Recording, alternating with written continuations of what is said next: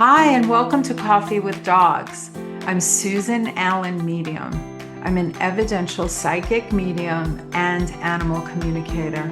This podcast is a place to share insights into the spirit world and soulful stories of animals and what they can teach us about a life aligned with love.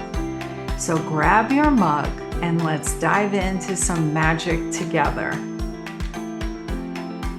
Hi, everybody, and welcome to Coffee with Dogs. We have a very, very special episode today. Coffee with Dogs is so happy to participate in the fourth edition of Podcasthon. For 1 week, thousands of podcasts across many nations will highlight a charity of their choice. And today, I have the pleasure of welcoming Jana from Code Red Canine Crew, a 501c3 rescue in the Inland Empire of Southern California that specializes in bully breeds, which I have chosen to feature for a very, very, very special episode. Hi, Jana. Hello, how are ya? I'm great. I'm so glad that we're together doing this.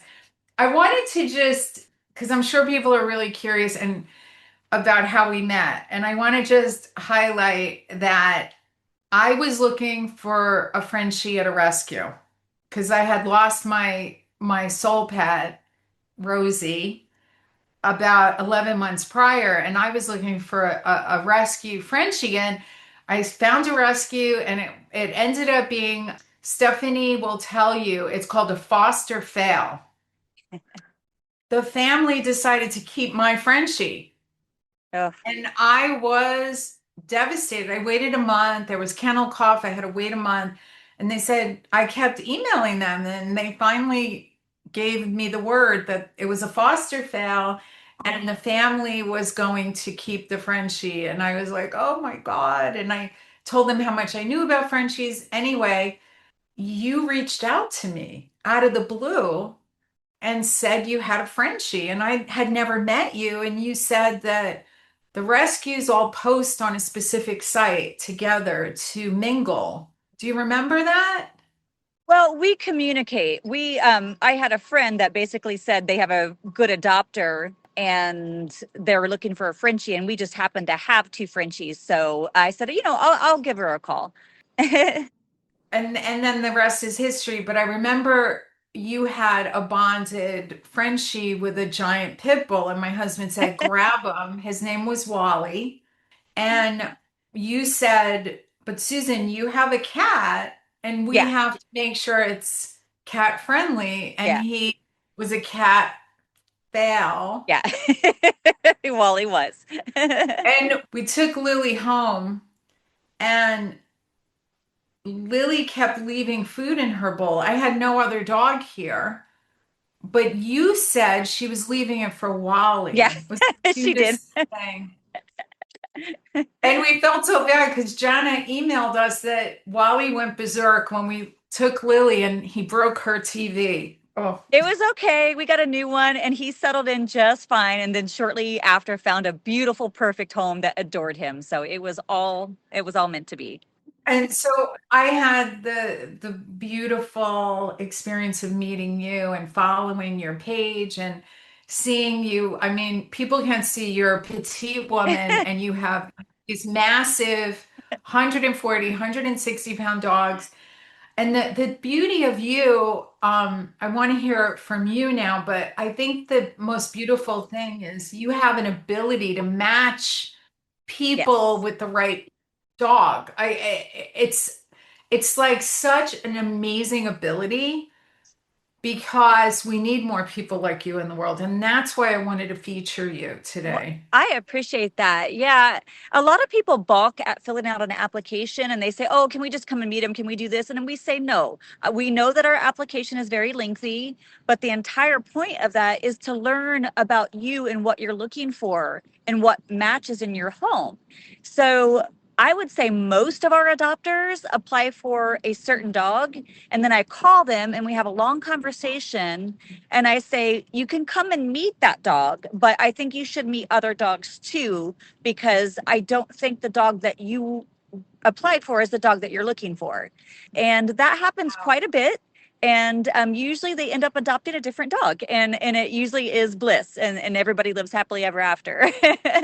Every once in a while, somebody actually adopts the dog they applied for. But ironically, after being able to go through the application process and conversations before having them come out, we usually find a more optimal match, because a lot of times people just see a picture and they fell in love with the look of a dog and not what they're actually looking for. You know people so well, Jana. I mean, there are posts that you put out, and I'm like, I think I want that dog, and you'll say it's too much of a dog for you. And you have saved me because you post gorgeous, Yes. amazing dogs that, and you do such great work with those photos. They're absolutely adorable.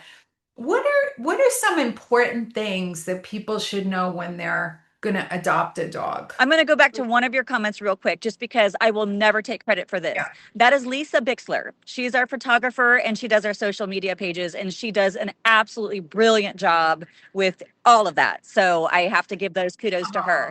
But back to your question, the most important thing that people should know is don't be discouraged by a lengthy application. Nobody's trying to, snide you or pick you apart. Nobody's trying to judge you. I look at it like a dating app, right? When you go into I guess I don't really do that because I don't have time, but but I know that, like, when you're trying to make a match for somebody, you have to fill out personality profiles and things about you, and you're trying to find a match that matches you. You have to do the same thing with dogs. You have to find the Yeah. match.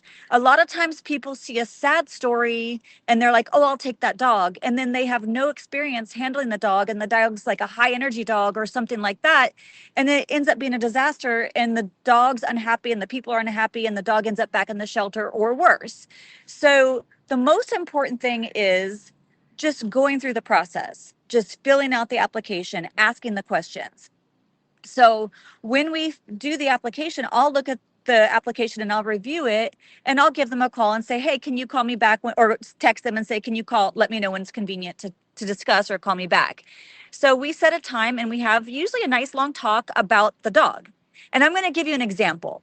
I have this beautiful tripod. Gosh, she's gorgeous blue. So cute, so perfect. We ended up rescuing her off the street. She got hit by a car, had puppies, was trying to nurse her puppies with a lame leg in the middle of the street. It was a terrible situation. So we saved this family. And they were on the road to recovery, doing really well. In the meantime, we got an application for a different dog. And I read the application, and they were a little bit afraid of pit bulls. They wanted a bomb-proof dog. They wanted a super social dog. We had a long talk, and I discussed everything with them, and I learned that they really wanted a blue. They wanted a petite blue. And I said, well, the one that you applied for is a petite blue, but nothing else matches what you're looking for. So I have another petite blue, but she's a tripod and she matches what you're looking for. They came out immediately. They met my little tripod and they adopted her. And I get updates every single week about how she's the most perfect dog that ever lived. Now, if they adopted the other dog, we wouldn't have had the same story because she wasn't as easy, and she needed more handling, and she needs more experience. So I think the most important part is being open to follow the I process, love that. because it's there for a reason. We're experienced. We get to know you through your application and then subsequent conversations, and then we have you come out. And since, we're a foster-based rescue, all the dogs don't live with me. Some of them do, but most of them are in foster. So they come out, and we can arrange for all the dogs to be brought to my house on the weekend. And then we do all of the intros, and we find the best match. And sometimes it's the dog that they applied for, but sometimes they meet another dog and said, you know what, you're right. This is what I'm looking for. Wow, I love this. And how did you actually get started? Can I ask you? How did this Oh happen? my goodness. How I got started. I was working in West LA and lived in Santa Monica, and they put up in KLA just down the street from where I was working. So I figured, you know what? On my way home, I can just swing by NKLA and walk some dogs. And I did. And I fell in love with every dog there, especially every bully breed. And I said, you know what? I need a dog. So I ended up adopting my little girl, who was a tiny little pit mix, and I fell completely in love. I would go to NKLA at least 2 to 3 times a week to walk dogs. And then I started volunteering with some other rescues. I ended up helping with the spay and neuter program with Downtown Dog. And Lori Wise is like the goddess of all things spay and neuter programs and shelter intervention programs. So I got to learn a lot from the best mentors. Mhm. And I ended up rescuing a pit bull that was paralyzed and had a lot of issues, and we had to work through a lot. And I just realized I wanted more dogs. So I decided to transfer jobs. I moved from Santa Monica into Redlands area, Redlands, Yucaipa area. I bought a house with land, and I started working with shelters and rescues here. And, that was kind of where we all met. The Code Red Canine Crew team, Tony, Lisa, and I all kind of got together, and we just decided this is what we're going to do. Wow. What an amazing story and what a great organization. How does it start? Like do dogs get surrendered to you a lot, or is most of your work going to kill shelters? Okay, most of our work is going to the kill shelters. The reason why, like it's Code Red Canine Crew, it's the Code Red dogs. So people tag us and say this dog's going to die, this dog's going to die, this dog's going to die, and unfortunately, that's a surplus of dogs. Like thousands and thousands of dogs are being euthanized in every local area Yes. across the nation, especially California, Texas, and the number of dogs dying. It's like it's hundreds of thousands of dogs. So basically, we get notifications of most of the dogs that are on the kill list. Mhm. And we are very careful, even though we want to save them all, we're very strong advocates of responsible rescue. Yeah. We know we cannot save them all. Right. So we communicate with our shelter partners. We basically are one in, one out. So as soon as we get one dog adopted, we save another. So we basically have a wait list, and we have certain areas or certain situations where the dogs flourish. So like we have like maybe just a couple dogs that are okay with cats. So if that dog gets adopted, we need a dog that is okay with cats. So it's very specific. But for example, like if we get a giant dog, like a King Corso adopted, that means we have room for one more giant dog. So that's kind of how we select. We watch the dogs, we watch their temperament, and we basically save a dog that matches what opening that we have. That way we set everybody up for success. I think the mistake that most rescues make is that bleeding heart, I want to save them all. And then you run into people that start to, initiate the rescue or begin the rescue process meaning well, but it goes south. And that's when you get into hoarding and Right. what we call flipping, like taking dogs and just dumping them on fosters and doing all of the wrong things. Right. And then they pick up energy from us. And then they're Yes. stressed because we're all energy. I want to ask you a really cool question. What is some of the greatest things that have been brought to you in your life that fills your cup when you're working with these amazing dogs? What has been like a highlight story for you? Well, just them in general, Yeah. life is hard, work is hard, everything's hard. And, I can have the hardest day possible. And I just cannot wait to get home to those dogs. I just want my dogs and a glass of wine. And then the world is good. So I have to thank the dogs just for that. But I've had situations where, I mean, because I genuinely believe we have the best adopters you can possibly find on this planet. And I've had countless adopters basically, like cry to me and saying, I don't know what I'd ever do without this dog. Like I have an adopter that I just spoke with last a couple weeks ago, and we were talking about this situation where the dog was extremely abused. And there was this very narrow window in time that I was able to save this dog. And I said, wow, I'm glad that the cards folded in the way they folded and we were able to save this dog. And he said, I cannot imagine my life without this dog. I can't imagine if things didn't fall into place the way they did for you to get this dog, for me to have him. And I laugh because it was like one of the few collies that we rescued. And one of his favorite stories is to talk about the collie that he adopted from a pit bull rescue. So I'm one of those. I'm a Frenchie and a pug girl that I adopted yes, from you, and they've been the greatest joys, and they support me in our lives. So I yeah. can't thank you enough. What are some of the ways that people out there can support your work and Code Red? Well, probably the best way to support us is adopting. But if you can't be a responsible adopter, then yeah, we could always use donations. We always save medical dogs. Like every shelter that we're partnered with, we're one of the first calls as soon as they have a dog that's in very severe medical turmoil. So we've saved countless dogs that, like got mauled by kennel mates. It Mhm. kind of seemed to be a theme with us lately because they're now putting 6, 7 dogs in a kennel, and you're talking big dogs, and Yeah, the sweetest dogs often get mauled, and they're yeah, going to kill, they're going to euthanize the dog that got injured, but that's the sweet one. So we have saved a yeah. collection of them, but it's expensive. Wow. Yeah, it's expensive, like, I mean, we do have our regular supporters, but you get one ACL injury and that's like 4 grand and you're going, okay, well, that's our budget.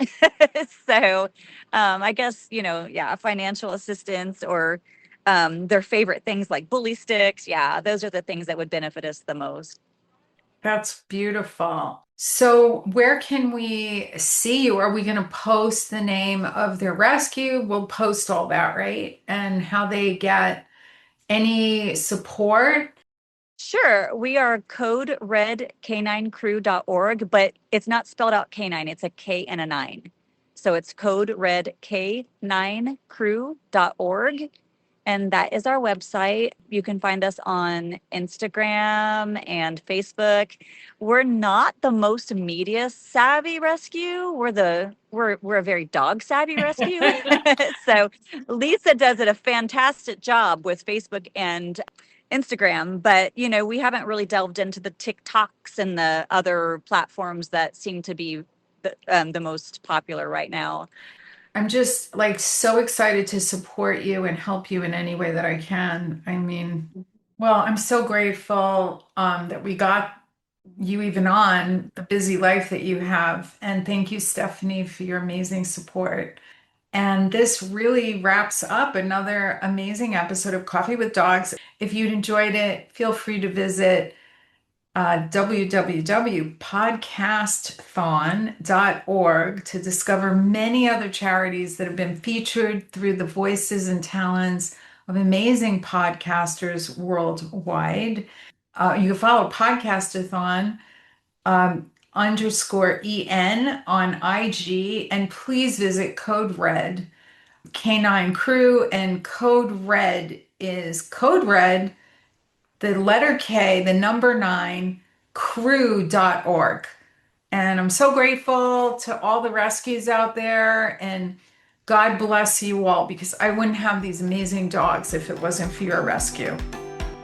Thank you. Thanks for joining me for another episode of Coffee with Dogs. I'm your host, Susan Ellen Medium. I would love for you to rate and review the podcast wherever you listen. This helps everyone find me. Thank you so much for spending time with me today. From my soul to yours, and from our animals to us all, until we meet again.